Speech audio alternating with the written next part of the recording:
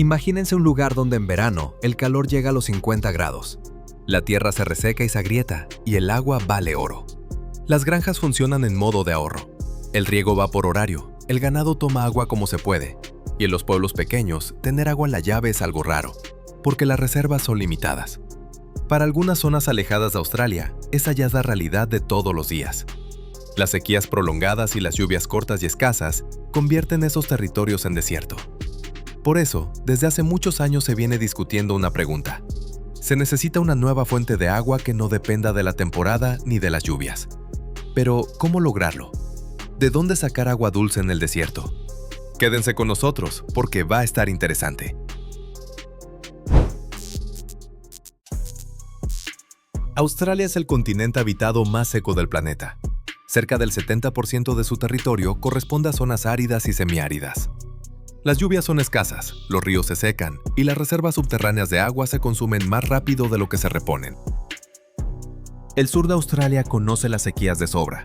El río Murray, la principal arteria hídrica de la región, en varias ocasiones durante los últimos 20 años llegó a niveles tan bajos que el agua del mar empezó a colarse por su desembocadura.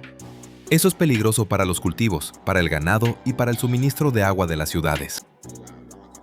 El problema no es que no llueva para nada. La lluvia cae, pero de manera desigual. A veces en una sola temporada llueve tanto que se producen inundaciones, y luego 1 o 2 años casi sin precipitaciones. Esa inestabilidad es peor que una sequía constante, porque no se puede predecir y no hay manera de simplemente adaptarse a ella.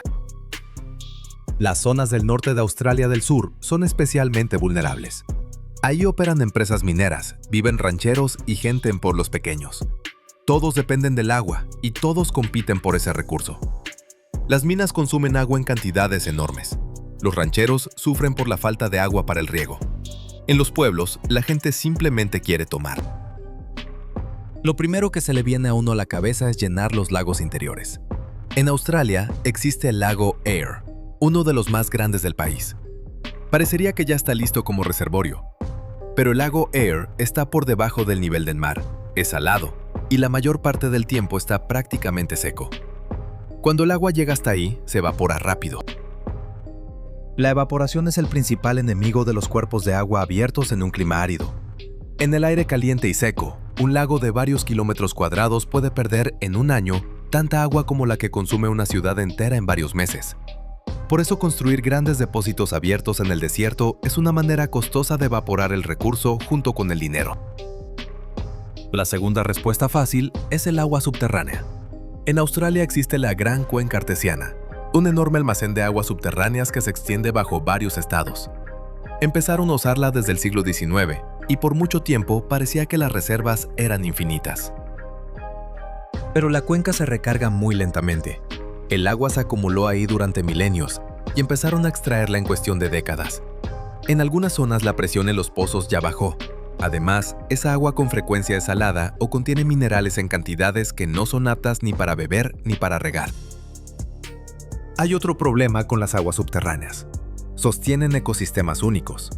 En algunos manantiales artesianos viven especies de peces e invertebrados que no existen en ningún otro lugar del planeta. Si la presión baja y el manantial se seca, esas criaturas desaparecen para siempre. Por eso no se puede simplemente bombear y bombear sin parar.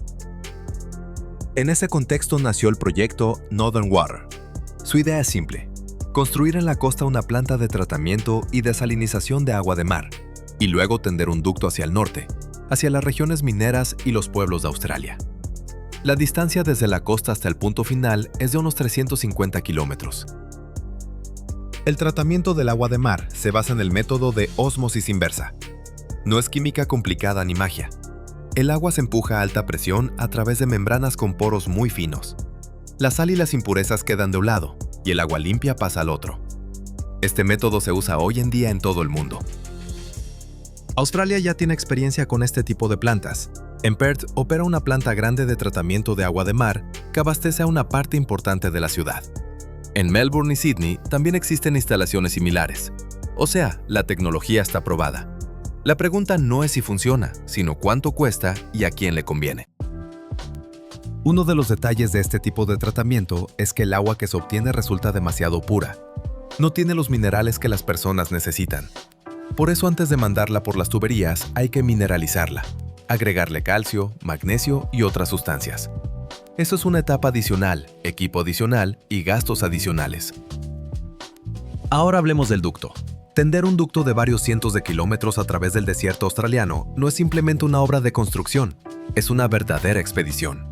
Los caminos de por allá son de terracería, la maquinaria se recalienta y a los trabajadores hay que traerlos de lejos y proveerles vivienda, comida y comunicación directamente en el lugar. La temperatura del aire en verano llega a los 50 grados.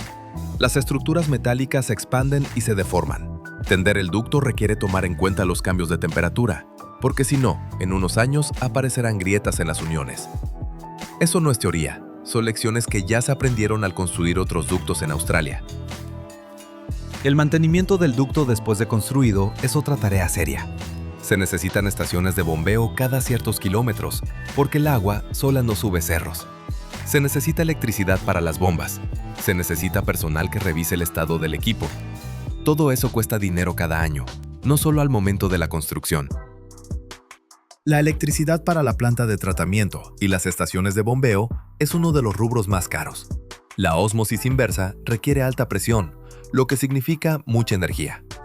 Si esa energía viene de plantas de carbón o de gas, la carga ambiental del proyecto resulta bastante alta. Por eso en proyectos de este tipo, cada vez se habla más de conectar paneles solares o plantas eólicas. Australia del Sur ya lidera en el país en cuanto a participación de energía renovable. Si la planta se alimenta del sol y del viento, el impacto ambiental baja considerablemente. Pero construir esa infraestructura también requiere inversiones serias. Ahora hablemos del dinero. Los estimados iniciales del costo del proyecto Northern Water rondan los 2.000 millones de dólares australianos. Es una suma enorme. No se puede sacar simplemente del presupuesto del Estado. Se necesitan fondos federales, inversionistas privados o ambas cosas juntas. Las empresas mineras de la región están dispuestas a pagar por el agua, porque sin ella su producción se detiene. Pero quieren contratos a largo plazo con precio fijo. El gobierno quiere flexibilidad. Es el conflicto de intereses de siempre, que arrastra las negociaciones por años. Hay otro riesgo que los especialistas llaman el ducto sin compradores. Si se construye la infraestructura y después una mina grande cierra o la producción se detiene por la caída de los precios de los metales, el ducto quedaría sin uso. El mantenimiento, sin embargo, no desaparece. Ese es un riesgo financiero serio, especialmente para el gobierno. Un tema aparte es la salmuera. En la ósmosis inversa, aproximadamente la mitad del volumen del agua de mar se va como desecho en forma de solución salina muy concentrada. Hay que deshacerse de ella de alguna manera. Generalmente se devuelve al mar. Pero si se hace de manera incorrecta, los organismos marinos en la zona de descarga empiezan a morir. Investigaciones realizadas acerca de ese tipo de plantas en distintos países demostraron que con una dispersión adecuada de la salmuera, el daño al ecosistema es mínimo. Pero eso requiere un diseño correcto de los tubos de descarga y monitoreo constante. Si se le recorta presupuesto a eso, las consecuencias para el entorno costero pueden ser notorias. Los pueblos originarios de Australia, habitantes de esos territorios con miles de años de historia, también están involucrados en este proceso. Parte del recorrido del ducto pasa por tierras que tienen un significado cultural y espiritual para las comunidades indígenas. Cualquier construcción ahí requiere acuerdo previo, y las negociaciones avanzan lento. Algunas comunidades ven en el proyecto una oportunidad. Si cerca aparece infraestructura en funcionamiento, habrá empleos y contratos de mantenimiento. Otras temen que la construcción afecte lugares que no deben tocarse. Encontrar el equilibrio entre esas dos posiciones es difícil y lleva tiempo. Los ecologistas en general apoyan la idea de reducir la presión sobre los ríos y las aguas subterráneas, pero insisten en un control estricto de las consecuencias. Lo que les preocupa no es la tecnología en sí, sino la escala. Cuando una planta es grande y trabaja las 24 horas, hasta las pequeñas violaciones a las normas se van acumulando con el tiempo. Al mismo tiempo que se debate el ducto grande, en la región se desarrollan otros enfoques. La reutilización de aguas residuales tratadas ya es una realidad en varias ciudades australianas. Esa agua se usa para riego, para necesidades industriales e incluso para recargar las reservas subterráneas. Es más barata que el tratamiento del agua de mar y más suave para el medio ambiente. Las redes inteligentes de suministro de agua son otra línea de trabajo. Los sensores en tuberías y medidores permiten monitorear fugas en tiempo real. En las redes urbanas antiguas, hasta el 20% del agua se pierde por tuberías dañadas directamente bajo tierra. Eso no es una rareza, es la situación normal en muchas ciudades del mundo. Para los pueblos más alejados, a donde ningún ducto va a llegar, se desarrollan soluciones locales. Una de ellas es obtener agua del aire. Equipos especiales condensan la humedad y la acumulan. En el desierto no es la fuente principal, pero como opción de respaldo para un pueblo pequeño, funciona bien. También se considera la captación de agua de lluvia con grandes depósitos de almacenamiento. En zonas donde la lluvia es escasa pero llega de vez en cuando, se puede acumular en un solo aguacero el suministro de toda una semana. No requiere equipo complicado. El inconveniente es la inestabilidad. Si no llueve durante varios meses, el depósito está vacío. Combinar varias fuentes es hacia lo que se inclinan los especialistas. No una sola planta grande, sino un conjunto de soluciones. Tratamiento de agua de mar para la industria, reutilización para el riego, soluciones locales para los puntos alejados. Un sistema así es más confiable, porque si falla un eslabón, los demás siguen funcionando. El proyecto Northern Water avanza lento. Los estudios llevan desde finales de los años 2000. Las negociaciones con las comunidades, las evaluaciones ambientales, los acuerdos con el sector empresarial, todo eso tarda años. A mediados de la década de los 20, todavía no se había tomado ninguna decisión definitiva sobre el inicio de la construcción. Es la historia típica de los grandes proyectos hídricos. En el mundo hay ejemplos de acciones más decididas. En Israel, el tratamiento de agua de mar se convirtió en la principal fuente de agua potable en pocas décadas de trabajo sostenido. En Arabia Saudita y en los Emiratos Árabes Unidos, ese tipo de plantas llevan mucho tiempo operando y abastecen a gran parte de la población. Pero ahí construyeron e invirtieron de manera constante y sin demoras. Australia va por otro camino. Aquí existe un sólido sistema de gobierno local, estados independientes e intereses distintos. Cada varios años llega un nuevo gobierno con prioridades un poco diferentes. Los proyectos de infraestructura a largo plazo en un sistema así avanzan despacio. Pero el clima no espera. Las sequías en Australia se vuelven más largas y más intensas. El periodo de 2017 a 2019 le pegó muy duro al sureste del país. Los ríos bajaron, los embalses se vaciaron y en varias ciudades se introdujeron restricciones al consumo de agua. Los rancheros en esas épocas sufren pérdidas directas. El ganado no tiene que tomar, los cultivos se pierden. Algunos ranchos en las zonas del norte simplemente no sobreviven los años secos. Los dueños se endeudan o venden la tierra. Eso no son cifras de informes, son familias reales y generaciones reales. La industria minera es más resistente a las sequías, porque tiene más recursos y puede comprar agua a precios altos. Pero eso genera una presión adicional sobre el recurso común. Cuando las minas compiten con los rancheros por el agua subterránea, los rancheros suelen llevarlas de perder. Eso provoca tensiones entre las regiones y los grandes negocios. El gobierno trata de regular eso mediante un sistema de derechos de agua. Cada usuario recibe un volumen permitido de extracción. Pero en los años de sequía, los límites se recortan y ahí empieza la pelea. Las empresas grandes contratan abogados y defienden sus intereses. El pequeño ranchero no tiene esos recursos. Precisamente los derechos de agua se convirtieron en una de las razones por las que la discusión del gran ducto se alarga tanto. Si aparece una nueva fuente de agua, los derechos hay que repartirlos de nuevo. ¿Quién obtiene acceso primero? ¿Quién paga más? Esas preguntas no se resuelven con leyes sencillas. Se resuelven en el curso de negociaciones políticas. Hay otro aspecto del que casi no se habla. Una planta de tratamiento de agua de mar requiere mantenimiento constante de las membranas. Las membranas se desgastan y necesitan reemplazarse cada ciertos años. Los químicos para el lavado hay que importarlos. Toda esa cadena genera dependencia de los suministros y de los precios mundiales de los materiales. En caso de interrupciones en el suministro o de un aumento brusco de precios, el costo del agua de esa planta puede subir de manera notable. En regiones donde el agua ya es cara, eso genera una carga seria. Por eso los especialistas insisten en que el tratamiento de agua de mar debe complementar otras fuentes, no reemplazarlas por completo.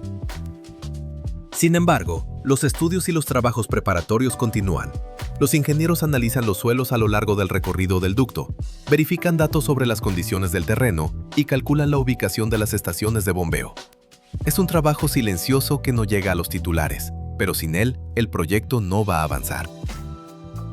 A nivel mundial, el interés en este tipo de proyectos está creciendo. El agua se está convirtiendo en un recurso estratégico. Los países que aprendieron a obtenerla del mar o a devolverla al ciclo mediante tratamiento resultan más resistentes a los golpes climáticos. Australia, con el enfoque correcto, puede convertirse en un ejemplo para otras regiones áridas del planeta. Los científicos, ingenieros y políticos australianos lo entienden, pero entender y actuar son cosas distintas. Entre la decisión de construir y el agua real en la llave pasan muchos años y varios gobiernos. Eso no es un reproche, es la realidad de los grandes proyectos de infraestructura en sistemas políticos complejos. El proyecto Northern Water, si finalmente se construye, puede cambiar el mapa del suministro de agua en Australia del Sur. Las regiones mineras obtendrán un recurso estable. La presión sobre los ríos y las aguas subterráneas bajará. Para el medio ambiente, eso es importante, porque los ríos podrán recuperarse poco a poco. Si el proyecto no se lleva a cabo, la región seguirá dependiendo de fuentes inestables. En los años de sequía se repetirán las crisis, las restricciones y las pérdidas. El problema no va a desaparecer, sino que irá creciendo, porque el clima en Australia sigue cambiando. Toda esta historia es un relato sobre el precio de vivir donde el agua escasea, y sobre cómo ninguna solución de ingeniería se logra fácil cuando detrás hay cientos de kilómetros de tuberías, años de negociaciones y miles de millones de dólares. Escríbanos en los comentarios. ¿Vale la pena gastar tantos recursos para llevar agua al extremo del continente? ¿O hay un camino mejor?